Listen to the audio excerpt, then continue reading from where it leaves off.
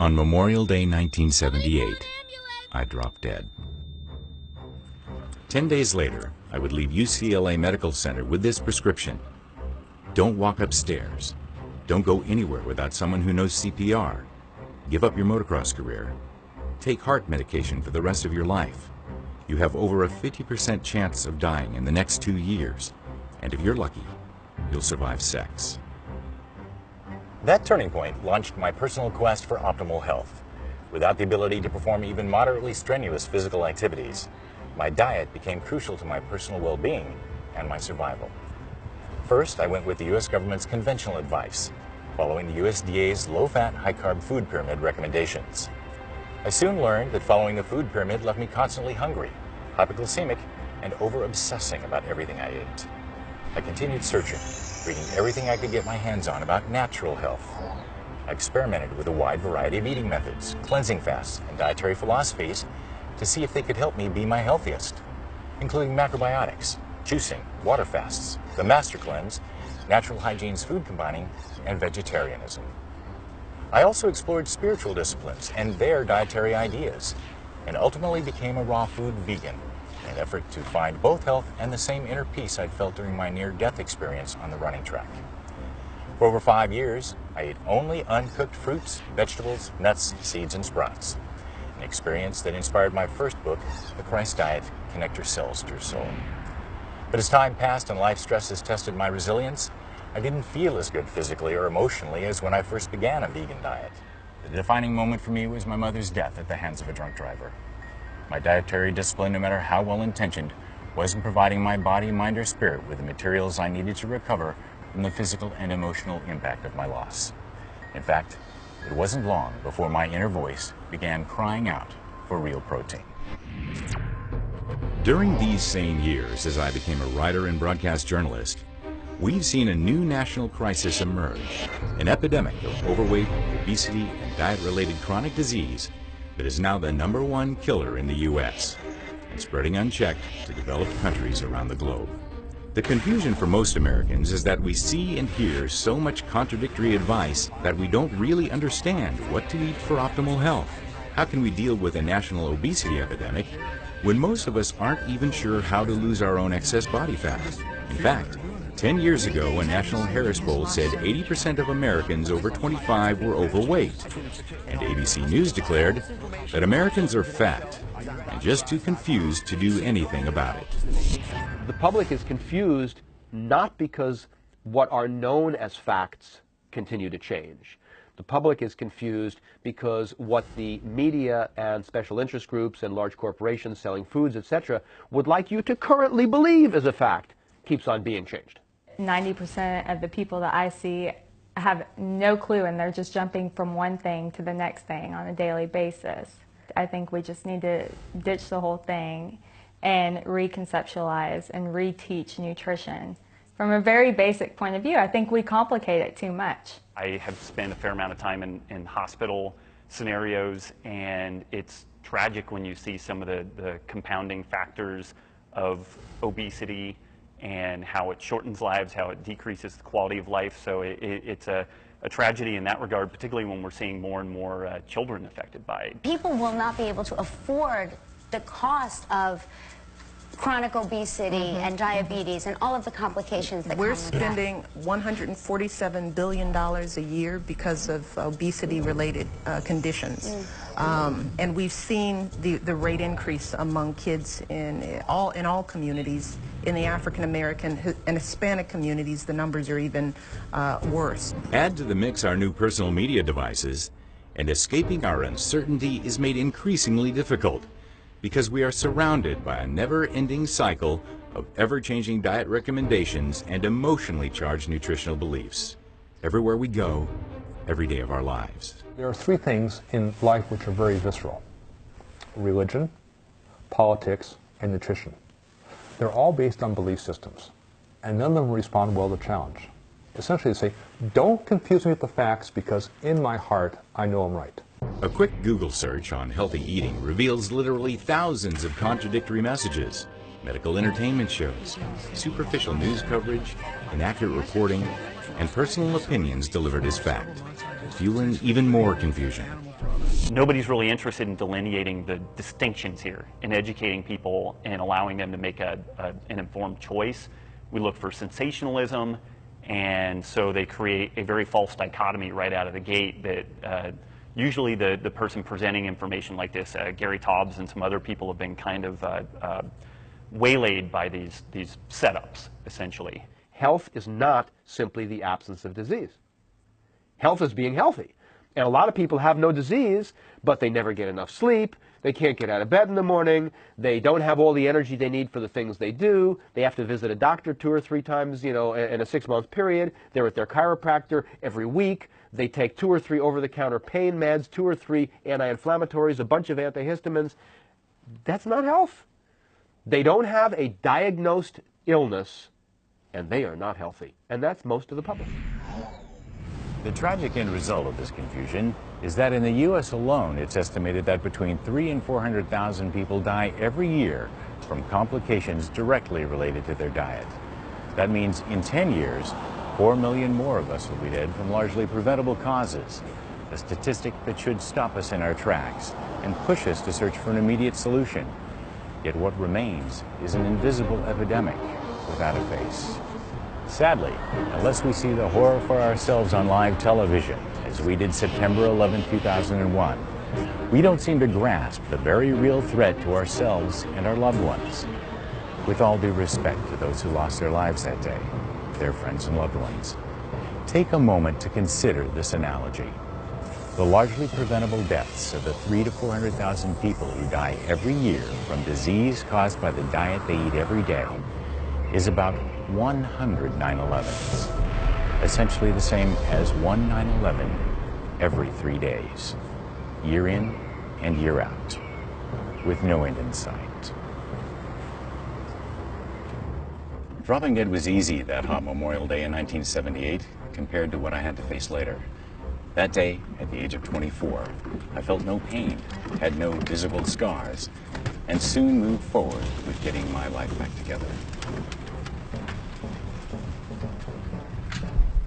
Then 22 years later at age 46, due to increasing irregular heartbeats and difficulty breathing, I had to have a cardiac defibrillator implanted in my left chest muscle, which would restart my heart if I collapsed again. The implant was a physically painful and dispiriting reminder of my mortality I could see and feel every day. I didn't know how much time I had left to live, but I was determined to use what time I had to make a difference. This was the beginning of my unprecedented 10-year global journey to find the perfect human diet.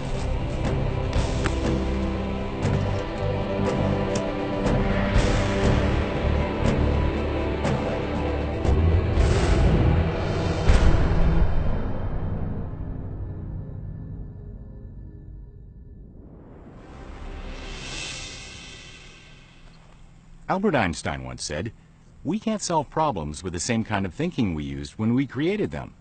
Similarly, when I was a boy and I really wanted to know the answer to a complex or confusing question, my parents gave me some simple advice to open up my mind to new ways of thinking.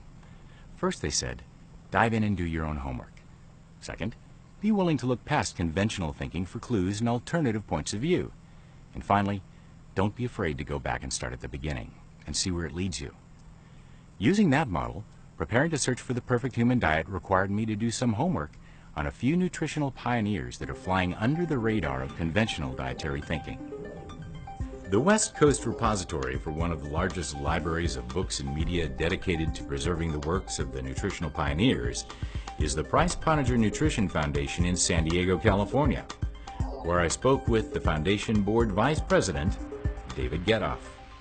The foundation is set up to do 2 main things: to archive the works of all the nutrition pioneers, and the other is to promote the information that was derived from all that work, and to have people understand that the ways in which the population of the planet, not of the U.S. or any particular little area, but the planet ate when they were researched by Weston Price, when he traveled around our world, looking at all sorts of different tribal and traditional populations that had not yet been influenced by all of the things that we're all influenced by, because there wasn't anything around them. They were still eating in the traditional methods, that they had very unbelievably extremely good health, that they had a completely different looking face, which some people today might not even like, because we've gotten used to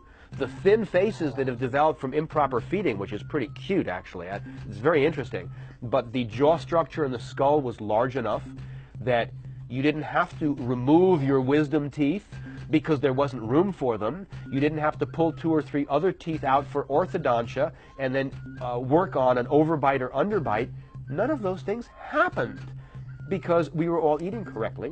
What I say in classes is generally that the longest running and most comprehensive and the largest number of people in the actual group of research that has ever been done on the human diet is called The History of the World. And so when somebody takes a small research study that went on for 6 months or 10 years, and it seems to show something which Weston Price's research showed the opposite of, then the new research is wrong.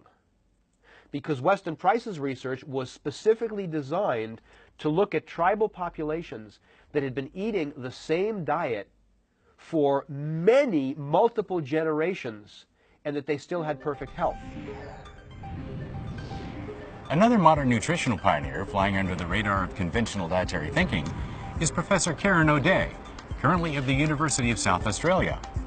About 30 years ago, Professor O'Day conducted a study in Derby, Australia, which illustrated a traditional method of eating's potential to restore health to a population in decline due to dietary changes.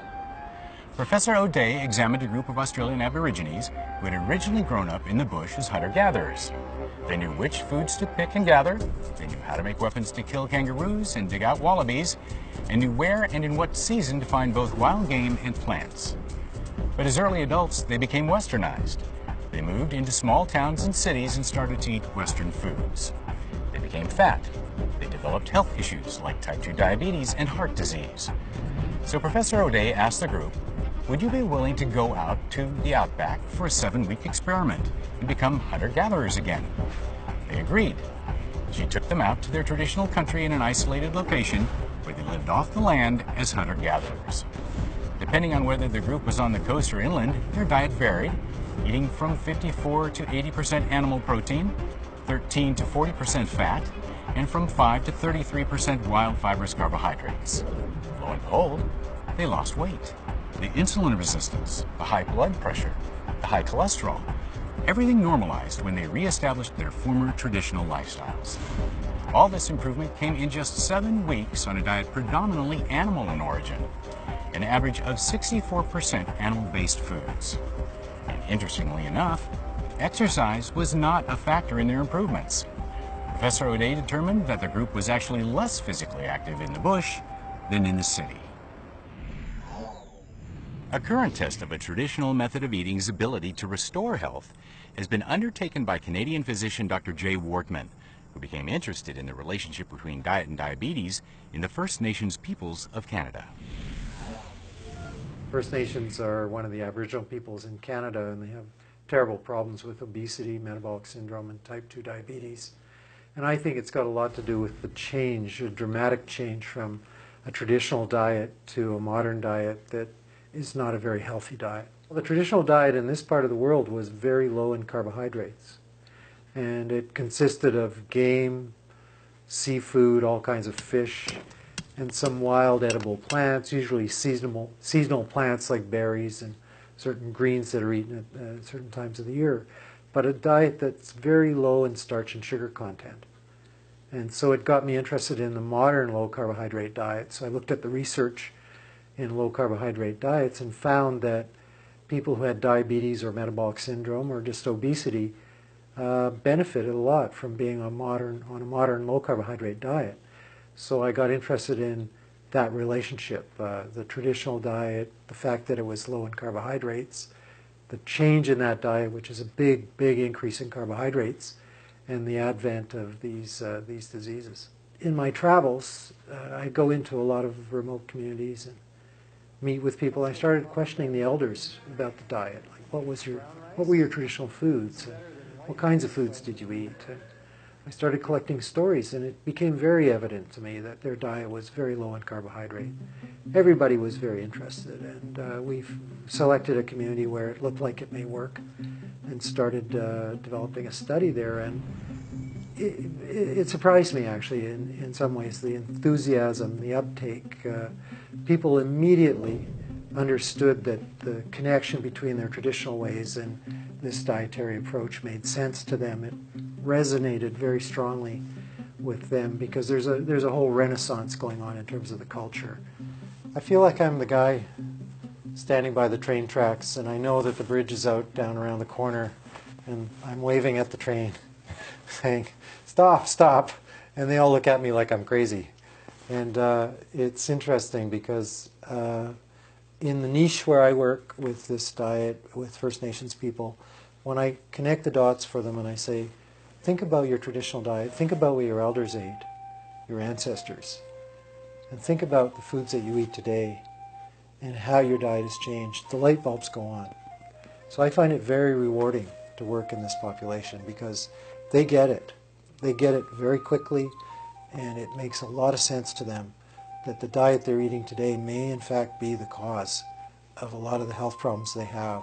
So that very strong resonance of this idea in this population gives me hope that we will make a difference with this approach.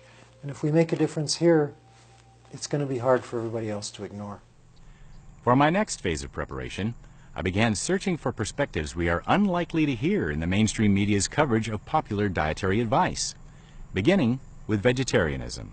Coincidentally, the San Francisco Vegetarian Society's 7th Annual World Vegetarian Festival opened just as I was preparing to start my trip.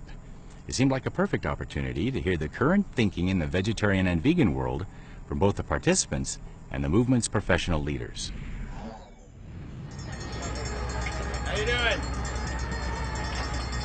A documentary called In Search of the Perfect Human Diet. Somebody want to talk to us about your magazine and what you do and why you're here and all that good stuff? It's a perfect fusion of both my passions, vegetarian lifestyle, even a focus on veganism with the whole publishing aspect of a magazine. And you're vegan? I'm vegan, almost lifelong, since I was 2. Really? That's pretty amazing. I've been vegetarian 22 years. I'm just recently vegan though, so I'm vegan now. So we know in America that people aren't eating right. Most people know you're supposed to eat more fruits and vegetables, right?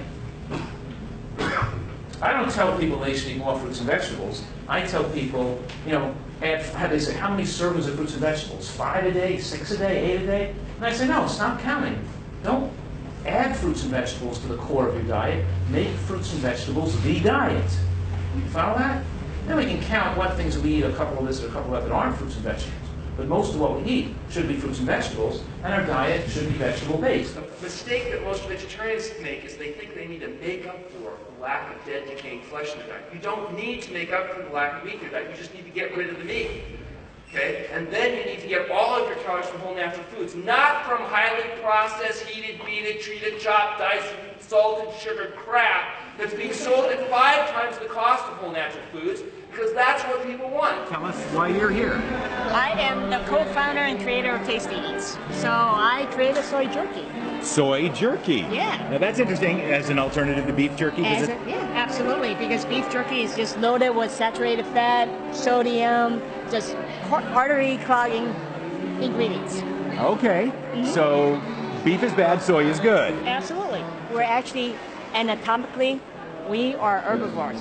We're actually not carnivores. The way our digestive system works, we're actually better suited to be vegetarians. Vegetarians obviously don't eat meat, and they have a real problem with foods of animal origin.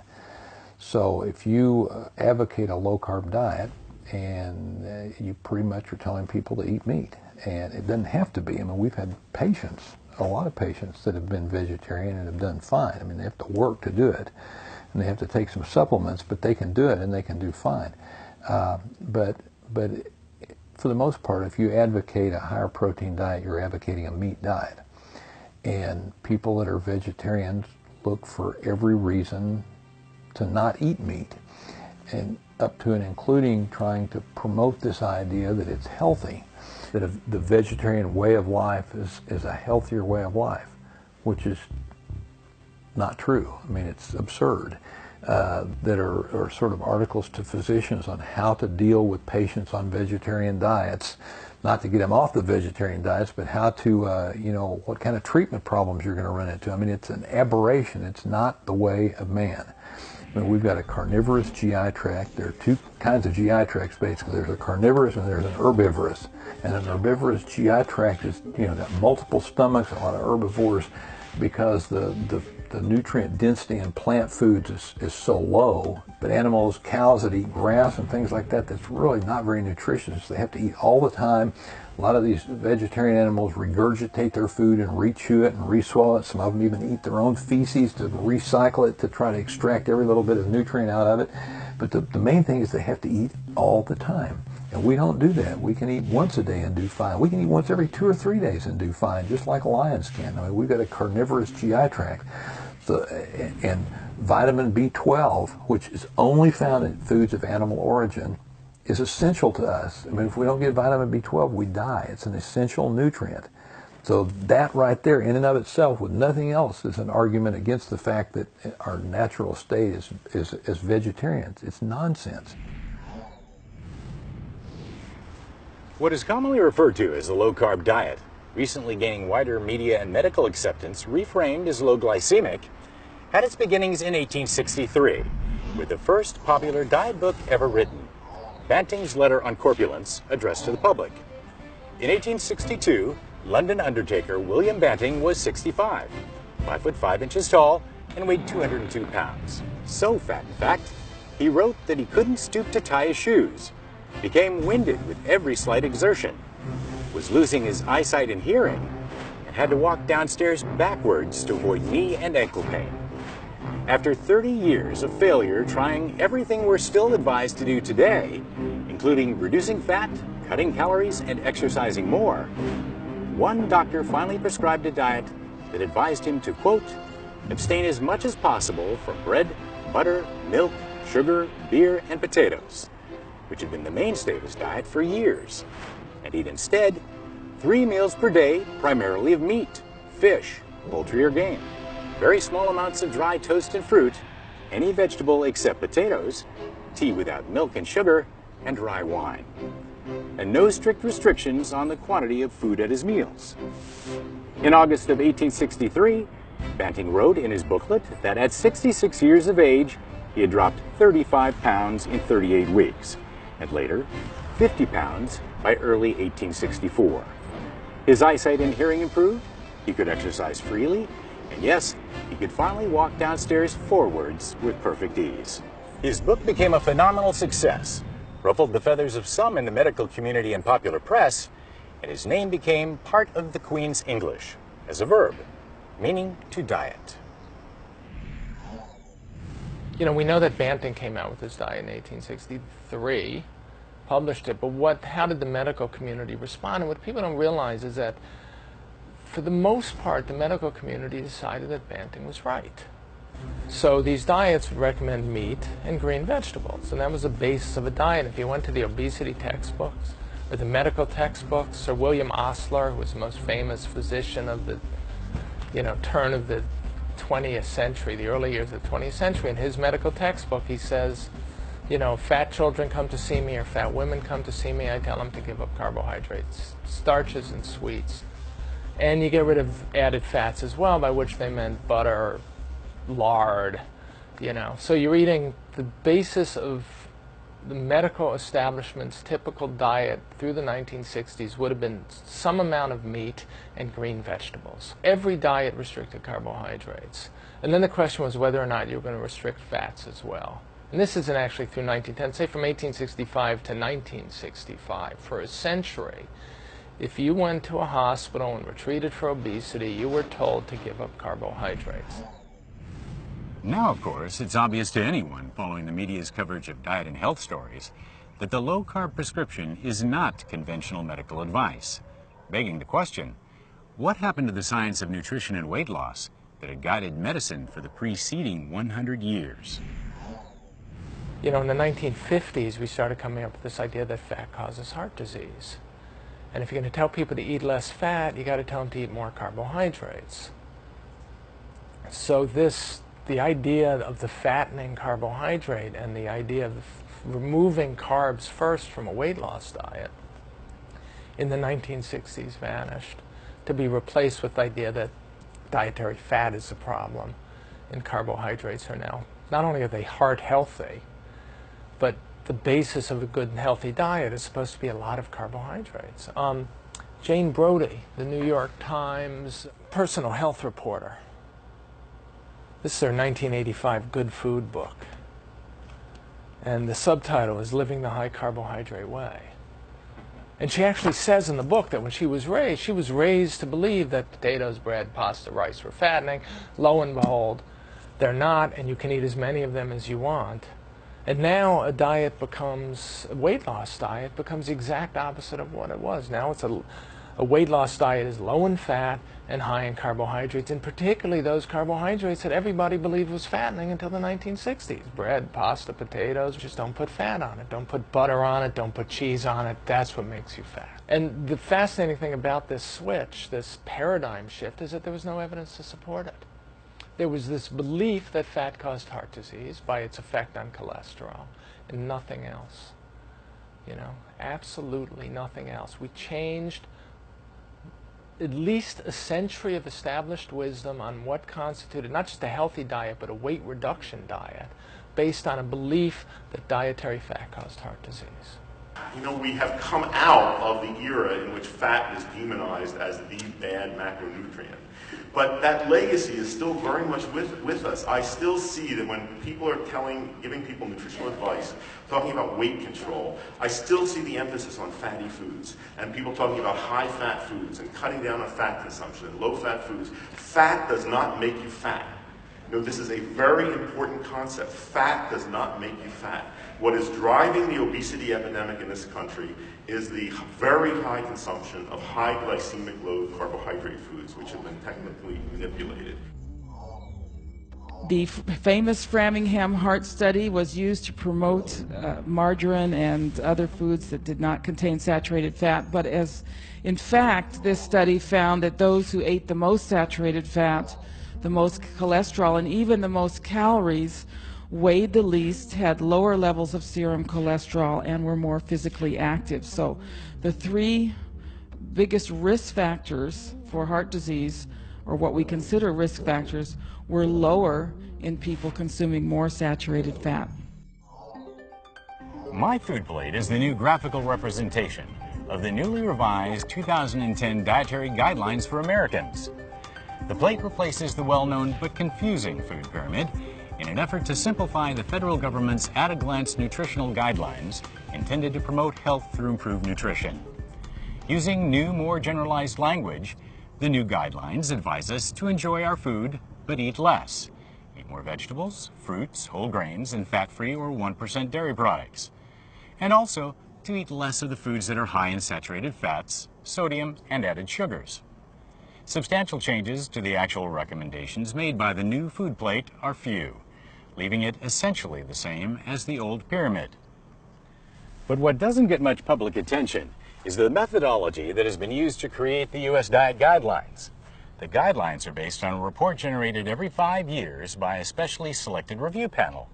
The panel members decide what scientific evidence and testimony to include from all that is presented. What the panel chooses will then guide the nation's health policies for at least the next 5 years. I mean, for years, the mainstream has been telling us, academicians, and those are the people that the government always turns to, all the usual suspects when they want to have a conference to decide how to do something. They go after the mainstream, and the mainstream has been wrong nutritionally over the past 20 or 30 years. And so they get the advice from people that give them incorrect advice, and they act on it, and then we all suffer from it. From the start, our dietary recommendations have been based as much on politics as on science.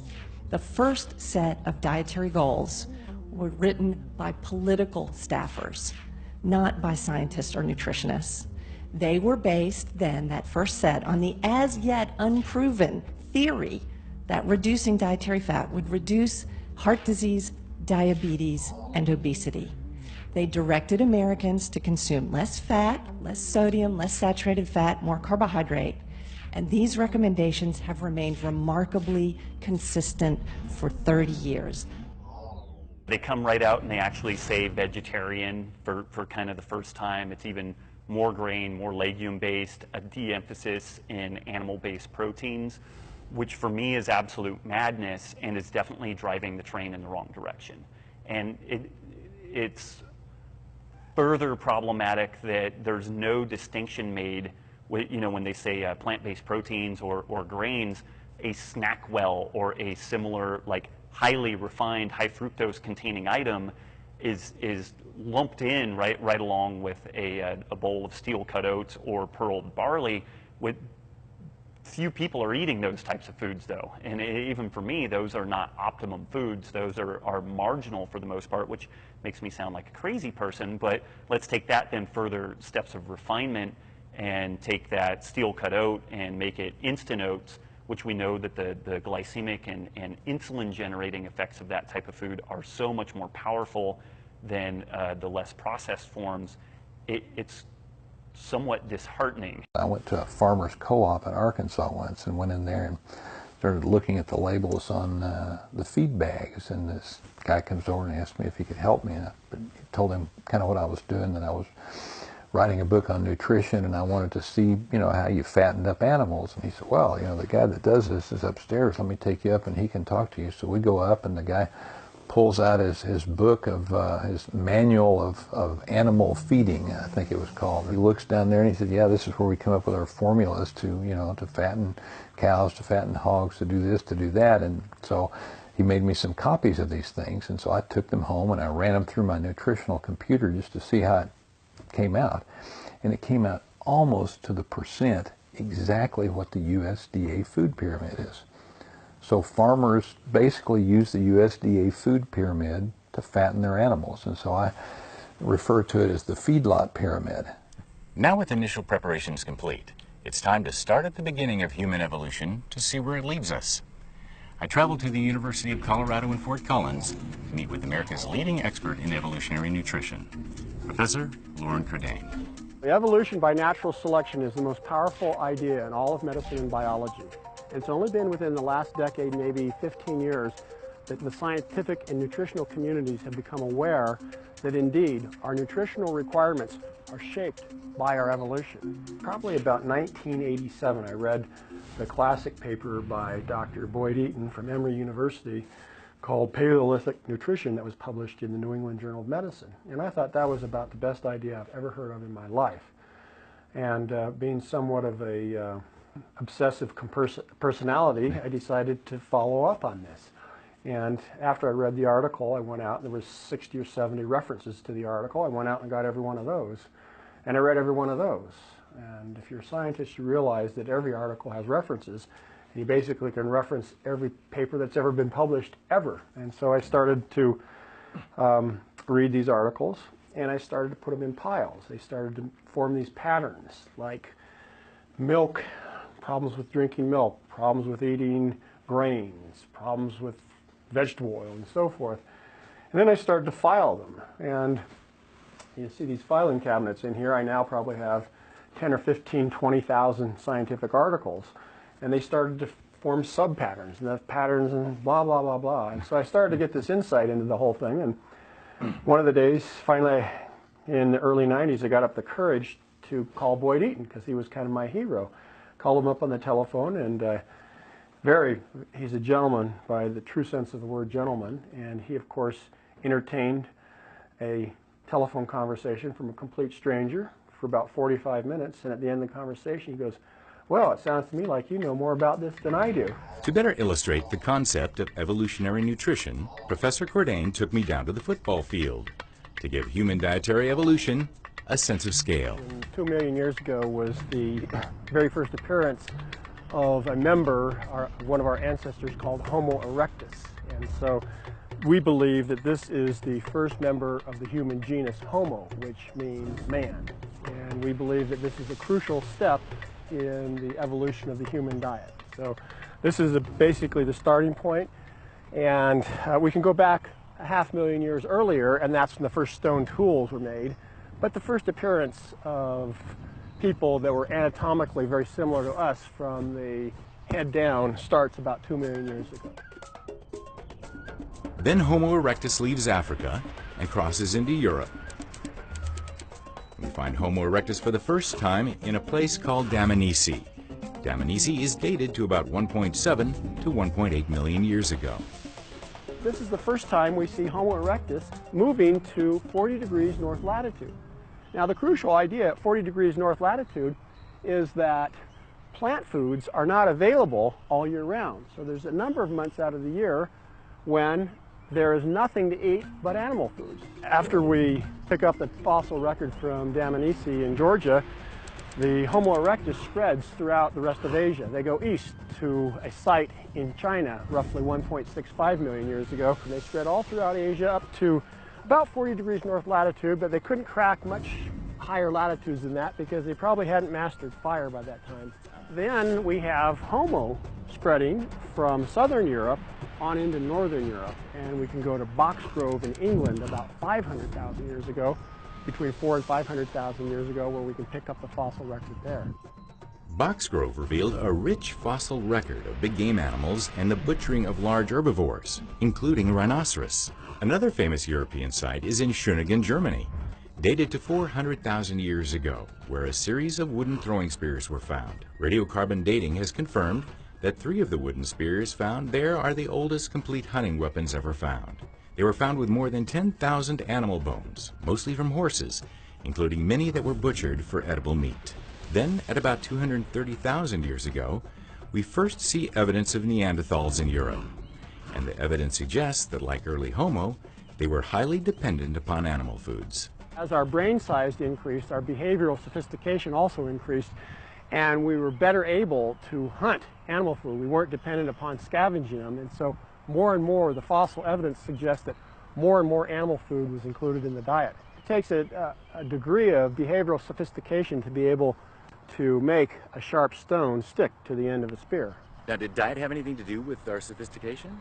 We believe that it does. We believe that increasingly we started to include more omega-3 fatty acids in our diet. We believe that as we became more and more dependent on omega-3 fatty acids, that also facilitated increased brain growth, increased behavioral sophistication. So by following this dietary path here, we were getting smarter and, more sophisticated and better able to survive and take care of ourselves. Literally, the evolution of the human brain was dependent upon animal foods. We would not be sitting here speaking to one another had not those guys way back there started to eat animal foods. So as I understand it, then right next door is another critical time in history. That's absolutely right. 192,000 years ago in Africa, for the very first time, we see anatomically modern humans appearing 192,000 years ago. So the next stop along the line is when things really took a big hit. Well, that's right. When we look at anatomically modern humans, they left Africa perhaps, give or take, 20,000 years by about 70,000 years ago, and they headed east again. They went towards Australia. So about 45,000 years ago, we think anatomically modern humans entered Europe. And we also believe that they were behaviorally modern by that time. We believe that they had full capacity for speech. We see sophistication in the tool making. We see art. We see burying of the dead. We see musical instruments. We see cave paintings. Wow. Yes. And so there's famous cave paintings in Europe where we actually see these humans hunting wild animals. So that's in France, right? In France, that's right, yeah. Let's shuffle forward to about 10,000 years ago, which is the half-yard line.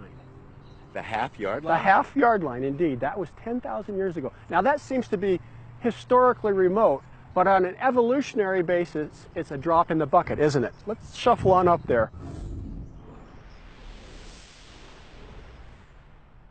And we look back, and that's a long ways.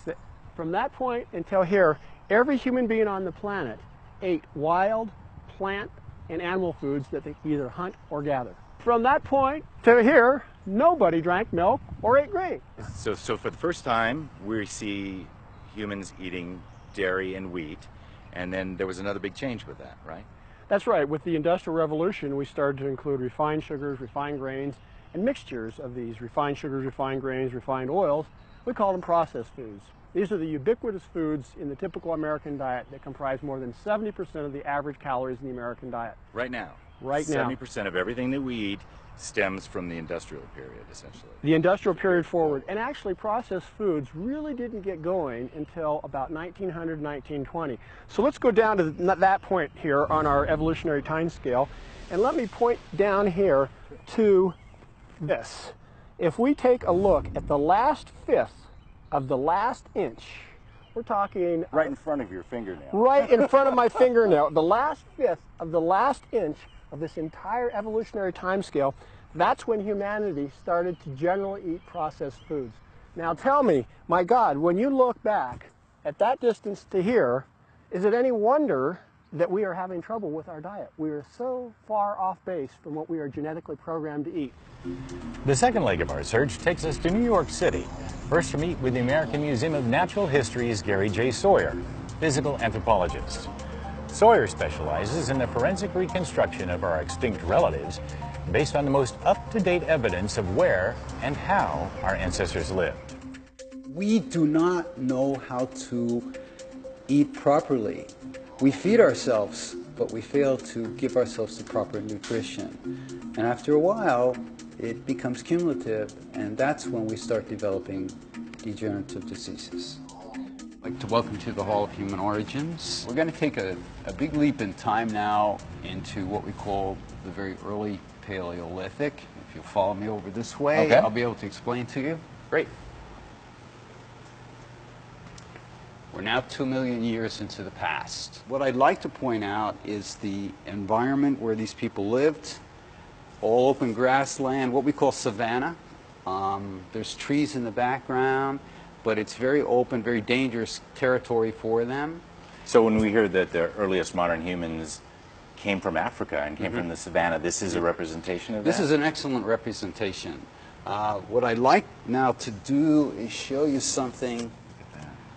All right, this is a fossilized skull, approximately 2 million years old, in excellent condition. To find a specimen like this, so perfectly preserved. These people were now becoming more and more meat eaters, and we feel that this had a great deal to do with expansion of the brain. Our bodies evolved the way they are now quickly. Our brain, however, took a while to catch up. However, with a high-protein diet, as what they had, that was the secret for encephalating our brain and for the greater intelligence that we have today. Does that mean growing our brain? Getting more? Yes, it does. It okay. does. Yeah, they would actually crack open the skulls of these animals and actually get the brain tissue out, which is high in cholesterol, break open the long bones, and get the marrow out and eat that. So already early fossil humans were consuming meat. Right, okay. and that made a big difference in our evolution and how our brains developed. We believe it made all the difference in our evolution. If we had stayed as vegetarians, in all probability, I wouldn't be speaking to you on this particular high level of intellect. This is a diorama that features anatomically modern humans, just like you and I, albeit very primitive. If you look at the background, they're living in a tundra environment, but they've already constructed a house, a very interesting house made of mammoth bones. It's all mammoth bones? It's all mammoth bones, correct. These are what we call anatomically modern humans, just like you and I, identical in all respects, same form of intelligence, everything. However, they're still living in the Paleolithic, which means that their diet, so to speak, is lean meat, any form of vegetation they could get, fruits, berries, nuts, fish, okay? Everything is coming from a world that was pristine. as opposed to a world today that is highly polluted, okay? The humans here are modern like you and I. They are clothed. We know that they use needles to sew their clothing. They're actually burying some meat right here.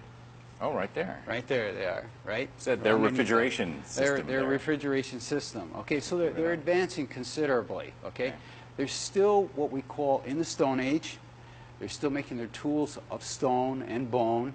No metal exists before this. Okay. So we're roughly dealing with a period maybe 30, 40,000 years BP before the present, all right? Okay. Just before a big change would start taking place in human evolution. A change we call a dietary change. So this is just before the beginning of agriculture, just before the big switch over in a different phase of human evolution. Right. And this was nutritionally superior, this kind of diet. This represents the pre-agricultural age. After that, we start to decline. Things change. Things change. The foods that were available to them in nature is what helped move evolution forward, right? We believe so, definitely. You know, it was a struggle. It was a struggle. It was survival of the fittest. And today, we are it. We're the end product of that long survival. Also located in New York is the Wintergren Foundation for Anthropological Research. We support significant and innovative research into humanity's biological and cultural origins, development, and variation.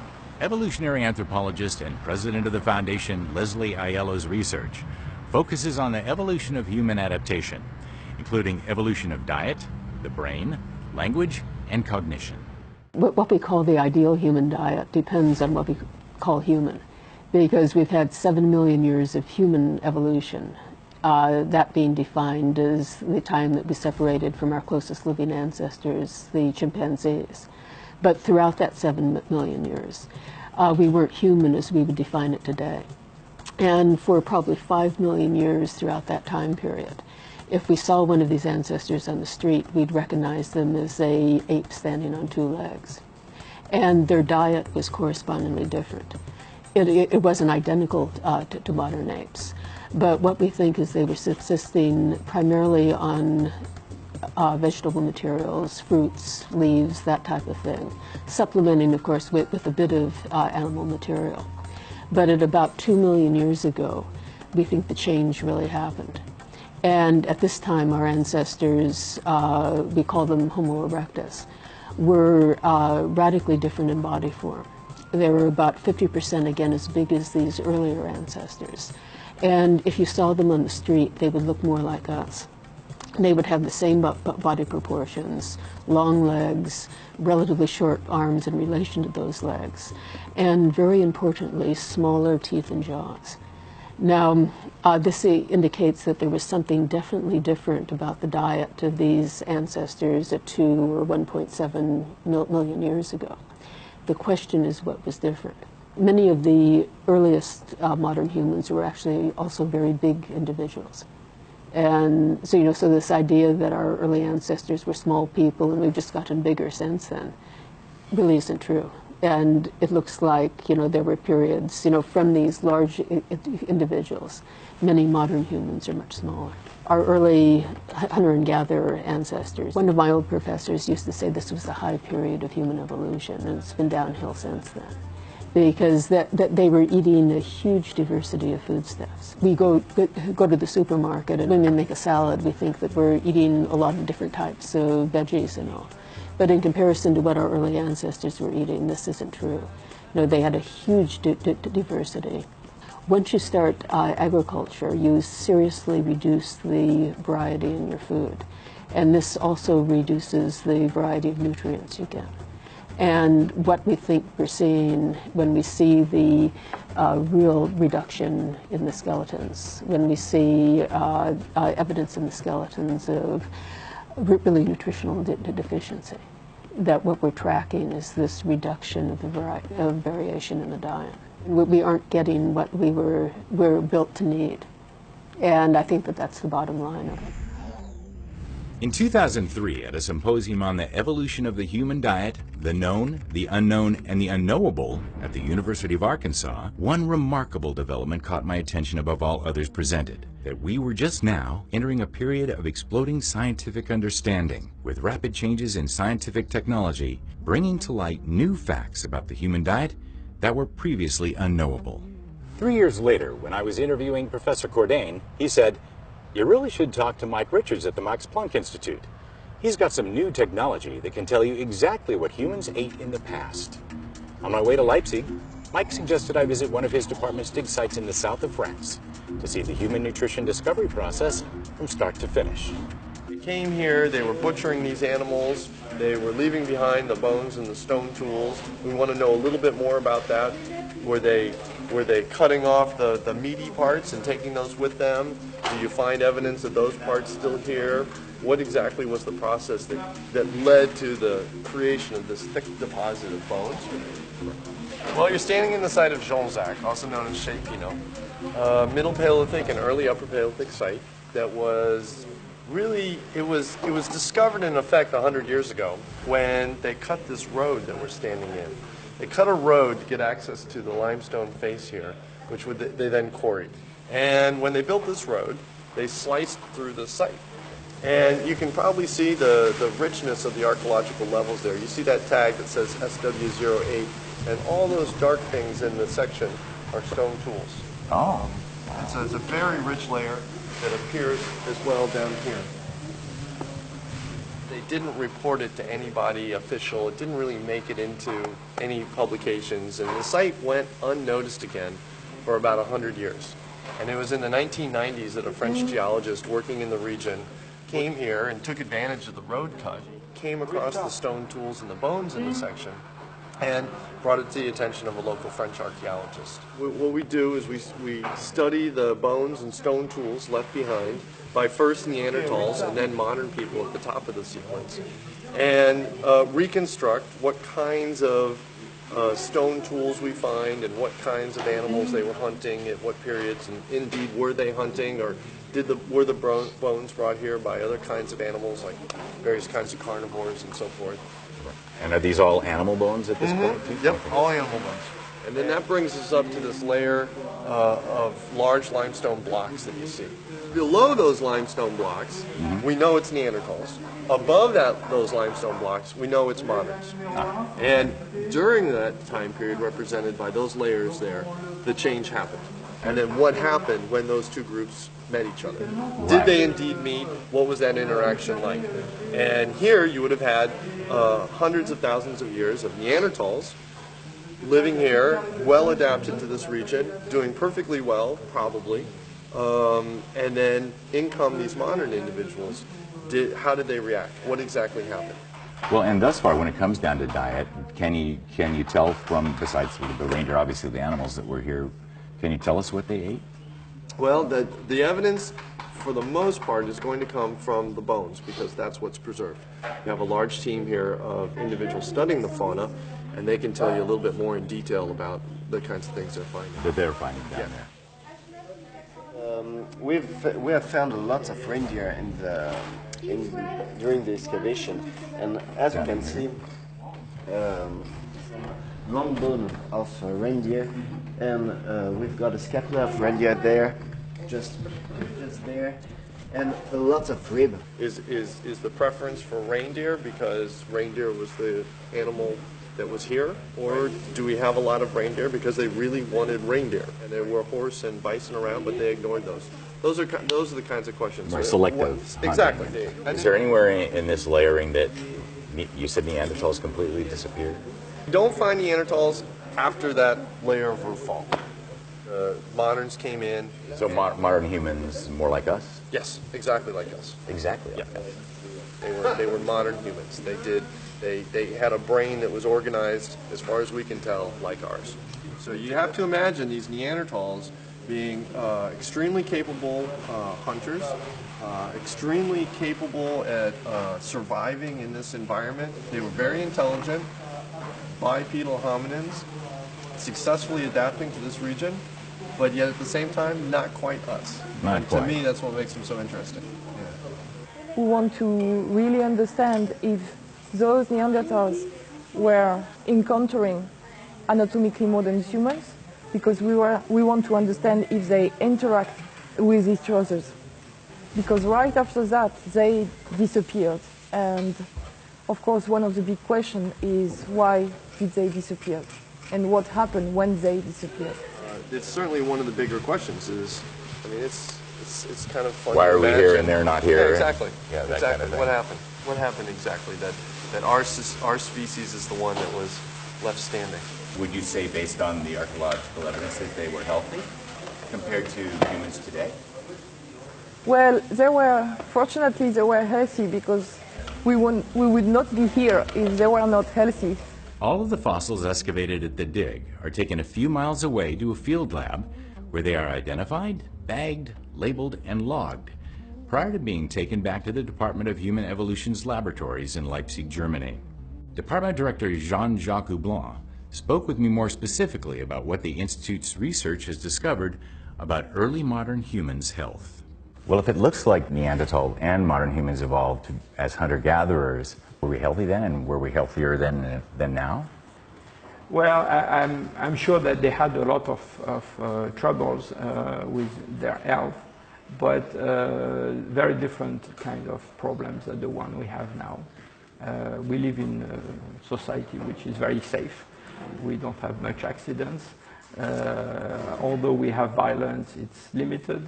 And so we are mainly preoccupied with all the health problems related to our diet and our way of life. I think for the Neanderthals or for the first modern humans in our regions, they were mostly preoccupied in finding food. And the kind of problems they had in their daily life with their health was basically related to all the kind of accidents they could have looking for food and hunting animals. It's very unlikely that they had a lot of obesity. What we can say, just looking at their skeletons, is that they look like very tall, very strong, and very healthy people in general. From the farmers, we have to suffer sometimes some kind of misadaptation related to the fact that initially we were not really made to eat so much cereals and sugar and things like that. The next destination is the Max Planck Institute for Evolutionary Anthropology's Department of Human Evolution in Leipzig, Germany. Professor Mike Richards' research involves the application of stable isotope analysis of bone collagen to determine human and animal diets, as well as dietary changes in prehistoric and historic Europe. These are the things that I think people are completely confused about. I mean, I certainly was growing up. You just think that these are, it's good to have a glass of milk, and it's, that's good for you, and have lots of cereals every day, and these kind of things. But when you really think about it, you realize that these diets are not so good for you at all. I run a group that's in a field called archaeological science. So we specialize in applying, sort of hard science techniques to anthropology, archaeology. And I understand you're also working with early human diet here? Yeah, my main specialty is diet. I study bone chemistry as a way of getting at what the diets of people and animals were in the past.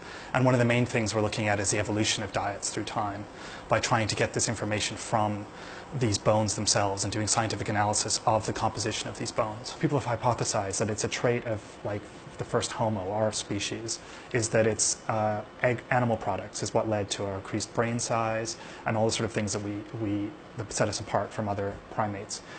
And the problem is the evidence for this is circumstantial. You find tools that are being used to cut up animals, you find butchered animal bones, but there's no way to really tell what proportion of the diet that represented. And plant foods just don't survive, so they're invisible. So we have to use this kind of study, looking directly at the fossils themselves or the bone chemistry, to really prove what proportion of their diet was coming from animal protein versus plant protein. The first step is taking the sample. That usually happens in the museum or in the field. And we try to take as small a sample as possible, so maybe like the size of a thumbnail is what we can work with. When we get that sample back to the lab, we clean off the outside layer to get rid of any sort of contaminants from the soil. Then we take that bone and we put it in hydrochloric acid, and that dissolves away most of the bone, because most of bone is mineral, and that's where these contaminations from the soil will come in. So we want to get rid of that entirely, and it leaves this protein. And then we take that freeze-dried collagen, white fluffy collagen, to the mass spectrometers, and we measure the amount of carbon and nitrogen in it to make sure again that it's really collagen. And then we measure the isotope ratios. And when we get those numbers, we compare, for example, Neanderthals to animals that lived at the same time. So you know that if you have reindeer, you know they're herbivores, and then if you have wolves, you know they're carnivores. So you build up this whole sort of food web with isotope values, and you see how they all fit in. But when we pick up this story with the Neanderthals, which is the first time we can, then we do see really they are getting all their protein from animal sources. So as predicted, we pick that up. And then we see with modern humans as well the same thing, that they're very successful because they're eating mostly animal protein as well. And very little plant foods in Europe, but a larger range of animal foods, including, I think, fish was a big part of modern humans. So that's the idea we have of sort of the Paleolithic diet, that we see it for modern humans. It's a lot of animal protein, I think. I spent a lot of time working on Neolithic and post-Neolithic sites as well, and there you really do see the humans with much lower nitrogen isotope values, and they're clearly getting a lot of their protein from plants. As agriculture moved. As agriculture moves, yeah. But before that, they had the same kind of values as the Neanderthal? Yeah, except for this addition of these extra of fish. That seems to be the big difference. Main difference. Yeah. So until agriculture, were there any modern human vegetarians? I really don't think so. I do not think so. And actually, it's extremely hard to find vegetarians, even ethnographically or archaeologically. In all the studies, we've measured thousands and thousands of humans from all over the world, and I think we've yet to find a vegetarian or a vegan. There's no way. Sometimes we do, but then we go back and realize that we actually sampled a cow or something by mistake. Yeah, there are no vegans until recently. So when you get really big villages, people crowding together and having a really high, I guess, amount of cereals in their diet, and you really see a difference in their bones. And these diseases that you would never see, you never saw in the Paleolithic, you start to see in kind of high abundances. So does it make scientific sense as well as logical sense that we can learn things from their lifestyle that would then apply to us? I think so. I think you think of this evolutionary trajectory that made that how these humans evolved to this state. The modern humans, we got to be this way, and it's over maybe 100,000 years of evolution to get to be this state of actually adapting to this diet of being a hunter-gatherer, moving around a lot, eating these wild foods. I think there's no question that for most of the time that we've been around, we had a really that kind of nomadic lifestyle with lots of sort of exercise and eating a lot of animal proteins and wild plant foods. But if you just think of what's been successful in terms of us as a species, we've survived 100,000 years, and most of that, 95% of that, was this kind of adaptation, was eating these wild animal foods, plant foods with lots of exercise. That's what we've been very successful at. It's a new experiment now. This Neolithic is a very short period of time. Since we've been around, less than 10% maybe, the modern humans have been around. So I don't know, maybe it's, if you think of it that way, I mean, what we are adapted to is not what we're living right now. This kind of Paleolithic diet, I guess, is probably the most optimum for modern humans. It has to be. It's what evolutionary pressures got us towards, and we were successful in that kind of diet. So I think it's got to be the best diet for humans. If this way of eating is the best diet for humans, I wanted to understand how we could use this knowledge now in our modern world.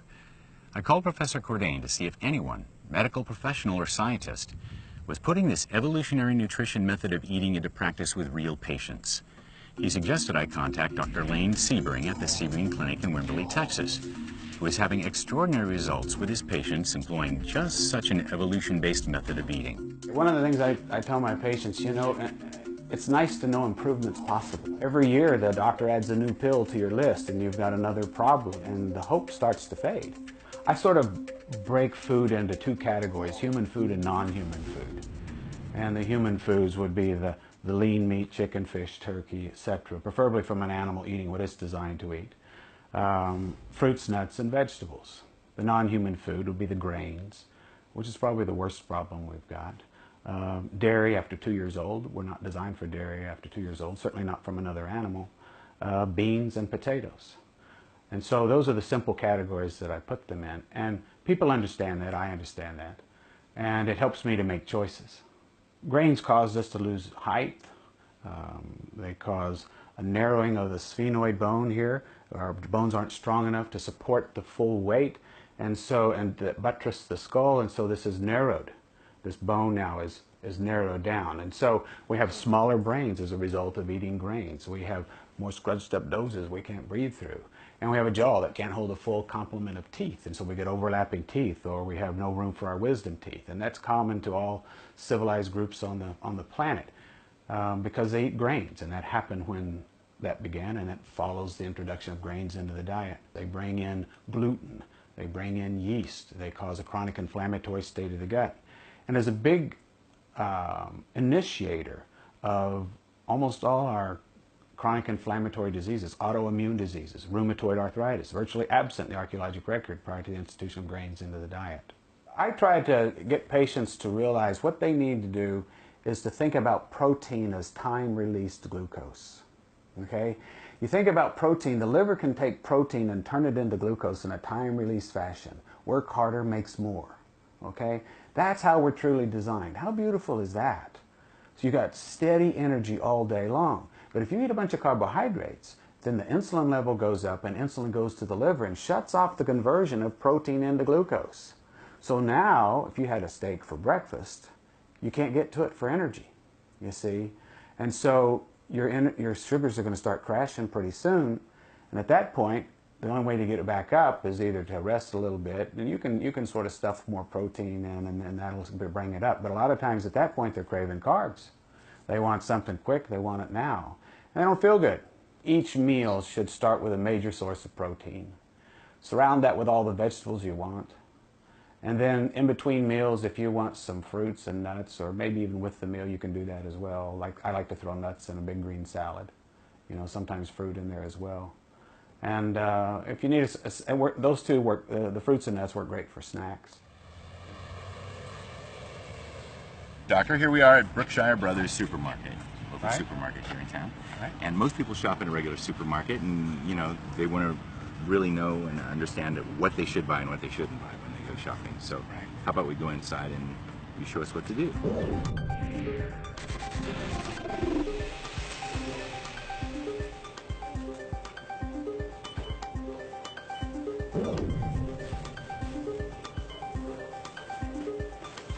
The healthiest meat are the larger cuts of meat. You know, you want to get larger cuts of meat, and so, you know, here we've got some pork tenderloin.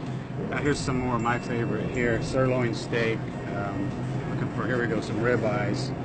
Let's get some distinctions here, because a lot of people that are on the run or whatnot, they'll get frozen vegetables or canned vegetables, and they don't feel like they have time for fresh. Is it any good for us?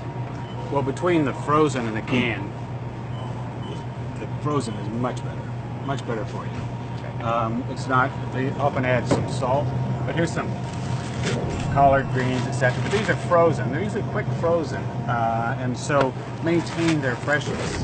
In some cases, the frozen can be even better than old, fresh, that's been laying around for a while, because this sort of, for the most part, can stop any sort of decline by freezing. Romaine lettuce is much better for you than the iceberg lettuce. There's a lot more in it. It's just a lot more nutritional value. A lot more nutritional value than it. The color tells you an awful lot. The more color it's got, the better it is for you. Unfortunately, sometimes you have to be careful because there's an awful lot of pesticides used in red bell peppers and strawberries and a few things like that, because they have to do that if they're not going to be grown organically. Here we've got some beautiful fruit. Each one of these is going to be loaded with nutrients. It's really hard to overdo this. If you're diabetic, you need to be careful not having too much fruit. But Right, because one of these you a hear day. that there's still a lot of fruit sugar in fruit. There is, right, fructose. And fructose can do some bad things to you in high amounts. Right. Especially if you're diabetic. Exercise undoes that damage, by the way, and that's another lecture. But this is an excellent source of, especially of energy through the day. You know, eat half an apple in between a meal. It's great. You know, and then eat the other half later. Or an orange. It doesn't really matter. You should eat the orange and not the orange juice. Orange juice can be way too much sugar. People hear a lot of times whole grain oatmeal. Whole grains have problems, nutritional problems, that the refined grains don't. So you can't win either way. Oh, they have their own set of problems. Their own set of problems. The whole grain thing that's coming up now actually creates a new set. Oh. It's a gimmick. Okay. They're touting whole grain. Sounds kind of like wholesome. Yeah. They have hearts on there, right? Healthy for your heart. Right. That's what, and that's what we're led to believe. But it's marketing. So what are the new problems that you get if you have a whole grain? Well, again, it holds a lot of the minerals in the gut. You can't absorb those. Okay. It blocks the absorption of a lot of the nutrients we need. So it actually raises your appetite and increases your need for a good multiple vitamin that you should take separate from the whole grains. You take a multiple vitamin with minerals and you've got a bunch of grains that go with that, you're not going to get any of it. Okay, so you were giving me that top list of things to avoid, and that included bread, the staple of American life. Right. Pretty much. It's what unfortunately, it's not good for us. Okay. If we don't change some things, we're not going to fix this problem. So, here's a white bread. There's not much in here that's good for you at all. It blocks the absorption of nutrients. It promotes osteoporosis, etc. It's sugar. 2 slices of French bread, a 1/4 cup of sugar, and a medium baked potato are virtually identical. Oh, okay. So 2 pieces of French bread are the same as a 1/4 cup of sugar. Exactly. Baked potato, same as a 1/4. Some people, the sugar goes up faster with the bread than it does with the 1/4 cup of sugar. Really? Yes. Now that's interesting. Yeah. Not everyone, but most people, but some people. So and here we've got oatmeal bread. Yeah. This is supposed to be good for us, but it's not. This actually has problems that this one doesn't have. Okay. It actually holds more of the minerals into the gut from being absorbed than this one does. Because it's got the whole grain. It's got the whole thing in there, and those molecules bind up a lot of our minerals that we need. So this whole grain push that's going on now, kind of coming out of the whole against the low carb thing. They're saying, "Oh, this is much healthier for you." It's not. It's just not accurate. It's a marketing strategy, much like selling us on soy. Okay. Okay. All right. So there's really not good for you. Okay, this is a no. Very good. This is big on the no list. Big on the no list. Now, okay, here's a perfect example of something that could be marketed as fat-free, and fat-free is supposed to be good for us. Come around this side. Fat-free is supposed to be good for us, but in fact, and there's no fat in here. So it's fat-free, but there's nothing worse for you on the planet than to eat all this sugar. But it's got butter right on the front. Right, but it's not. So it's fat-free, and there's nothing worse for you. High fructose corn syrup. Okay. This is what you're really trying to avoid. Clogs up your arteries. That's the number one ingredient. So that's about all it is. Okay. After that is salt. So there's nothing in there that you want. Right, and that's true for probably most of the syrups and those kinds of things. Then you've got the sugar-free version, and then you have to worry about what have they put in here. It's probably not found in nature. It's probably something completely manufactured. Our body knows nothing of what to do with it, and often works as neurotransmitters in the brain that mess up our thinking, cause fogging of thinking, etc. Even shown to produce depression. Here's something off the shelf. Look at this. My goodness, it almost looks like candy. Well, like at Halloween that you would get all these sugar and... It's exactly what it is. It's just coated with thick icing on these little mini wheats. And so the ingredients here is whole grain wheat. We've already talked about the fact that how there's nothing in wheat that's good for you, really. I mean, if you look at it, it's kind of the scourge of health. It's the beginning of the downfall of our health. Sugar is next, sorbitol, gelatin, reduced iron. They're throwing in some minerals in here, which are not going to be absorbed because of the grains hold that. And it's whole grain, so it's going to hold it even more. So this is, you're better off not eating than eating this. And unless you're dying of starvation, you can't get any sugar to the brain. This will help you get sugar to the brain, and that's all it'll do for you.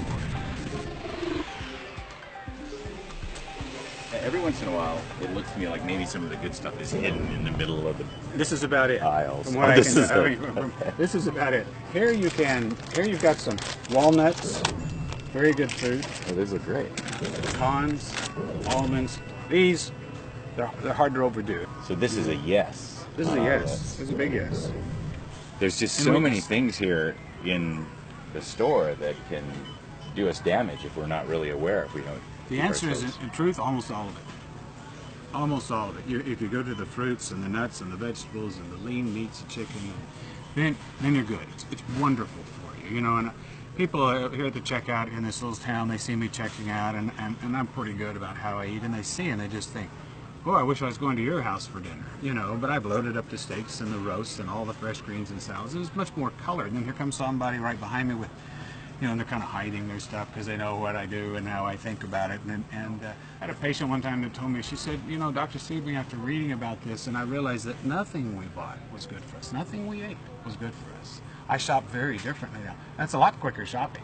I'm just in and out. I grab these few things and I'm right out. I don't have to peruse the aisles and trying to figure out, is this good for me or that? I already know it's not. When we started eating meats, that allowed the brain to double in size. Over 25% of our energy is used in the brain. And I've seen studies as high as 70%, depending on what factors they're looking at. So we got this compact source of food, which was animal with the proteins and fats, that very nutrient dense, and that allowed us then to double the brain size. So, you know, we don't want to forsake that. There's a reason why that worked that way, and when we do, we get into trouble. And you know, sometimes I feel like we're on the precipice here of falling off. If we don't, I feel like that, you know, maybe we've just learned just enough in time through Cordain and Boyd Eaton, etc., that's going to give us the knowledge we'll grab ourselves before we fall off the precipice of health here. We're just going, it's going fast, and nobody's paying attention. Everybody's got their individual plan for themselves, basically, perpetuate their wealth or what have you. And instead of looking at the big picture, they're not thinking about their kids, their grandkids. I mean, nutritionists are saying that the children born today won't outlive their parents because they've never had good nutrition. And I've got 11-year-old type 2 diabetics. Type 2 is dietary-induced diabetes? Dietary-induced. And when I first graduated medical school, I never saw anybody under 55 with type 2 diabetes. I've got children, hadn't even hit puberty yet, and they've got type 2 diabetes. And so we've made a lot of mistakes here, and hopefully we can turn this around. My 10-year global search for the perfect human diet has been an amazing and enlightening treasure hunt, revealing a wealth of ancestral and traditional dietary insights, as well as the most recent anthropological understandings of our species' dietary evolution. But what I find most fascinating is the knowledge that has been unlocked through technological advancements in the anthropological sciences, namely hard scientific proof of what was previously unknowable, what we actually ate to develop the health, strength, and brain power to become the dominant species on the planet. We can now clearly see that whenever and wherever domesticated grains and plant foods became our species' major source of protein, our health declined, and that animal proteins and fats are irreplaceable in an optimal human diet. This knowledge is a game changer. Clearly, the prevailing media and government message is that meat and animal protein are inherently unhealthy, and we should be eating less. But I hope that what we've learned on our search will elevate and inspire the public conversation to include the fullest range of what is now known about the authentic human diet, and that it will eventually be enthusiastically embraced by our government officials when forming public policy. Do I think we can find our way out of the obesity epidemic? I mean, the techniques are there to get us out of it. Whether people choose to adopt those techniques and methods is another question. If they do, unquestionably, we can get out of it. It's easy to get out of it. What's the definition of a fad? Generally, a fad is a short-term thing that a whole bunch of people are, to use a word that didn't used to exist, glomming onto because somebody has just decided to publicize it or make it famous. And so let's see, could a fad diet be something that our ancestors were eating for thousands of years? I don't think that fits into the word fad. I didn't invent this diet. All we did is we uncovered what was already there. We uncovered the diet that all human beings ate on this planet until 10,000 years ago. So we did detective work in finding out what that diet is, but don't attribute this diet to me. There will be other scientists that will come along But the fundamental tenet of this diet will not ever be shown to be wrong, because it's based upon our genes and it's based upon evolution through natural selection. I think you have to go back to what we are being most successfully adapted to this point. So I think the processed, I mean the refined sugars, you could get rid of those. I think you have to have more exercise. That has to be built in. I mean our Paleolithic humans were moving around all the time. There's a lot of exercise. I think meat eating is important, and processing food like cooking meat and all those kind of things. It's the big. What separates us as a primate from the other primates, I think. We have the same biology that our ancestors did, and that biology is oriented toward the lifestyle, including the diet, that they enjoyed at that time. Very often the word convenience comes up. You know, well, this is not convenient, that's not convenient. And I've said over and over and over again, health is not convenient, but it's not half as inconvenient as a fatal illness. Which would you like to choose? I know that for me, once I understood the full story of our dietary evolution, it made sense to embrace the perfect human diet's optimal method of eating in order to live a full, healthy, and happy life, especially given my heart condition. I've been eating this way for more than 5 years now, and much to the amazement of my doctors, my blood work clearly illustrates that was absolutely the right decision. But what gives me the most hope that we can solve our epidemic of obesity and chronic disease is that there is both a new groundswell of interest in ancestral health, and more practicing physicians like Dr. Lane Sebring are successfully using these evolutionary nutrition principles with patients, proving daily that eating a perfect human diet of human foods and eliminating non-human foods makes sense, ends patient confusion, and most importantly, is both practical and sustainable. Thankfully, we don't have to wait for the government or the media to expand their scientific understanding to take advantage of these crucial discoveries. This is a method of eating any of us can adopt, beginning with our next meal. As David Gethoff pointed out earlier, there are those who will cry that this is just another fad diet, a passing obsession that will be forgotten in a few short years. But when I asked Lauren Cordain's colleague, Dr. Boyd Eden, about that misconception, I think he summed it up perfectly. If this is a fad diet, then it's a 2 million-year-old fad.